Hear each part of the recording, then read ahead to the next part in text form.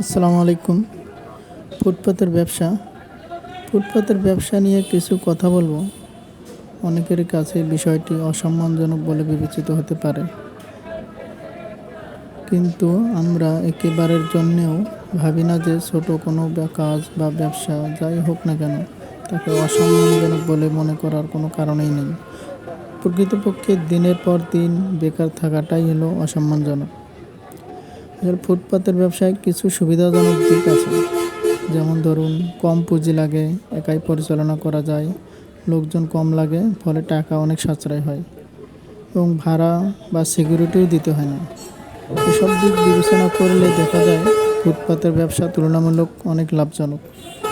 যে ভাইটি এই প্রচণ্ড গরমে শরবত বিক্রি করছে, এটি একটি ফুটপাতের ব্যবসা। আমার দেখা মনে হলো ভাইটি অনেক শিক্ষিত, আর এই শিক্ষিত ভাইটি ফুটপাতে অনেক শরবত বিক্রি করছে। এক গ্লাস শরবত বিক্রি করছে 20 টাকা, আর আমি যেটি দেখতে পেলাম সে 10 মিনিটে 10 থেকে 15 গ্লাস শরবত বিক্রি করছে। তাহলে আপনি একটাবার চিন্তা করে দেখুন সে দিনে কতগুলো শরবত বিক্রি করতে পারে। এখন আমরা যারা বেকার বসে থাকি অনেক চিন্তা ভাবনা করি, অনেক মানে টেনশনের মধ্যে থাকি, কি করব, কিন্তু আসলে যে কোনো কাজকে ছোট না করে আপনি যে কোনো একটা ব্যবসায় লেগে পড়েন, তাহলে আপনার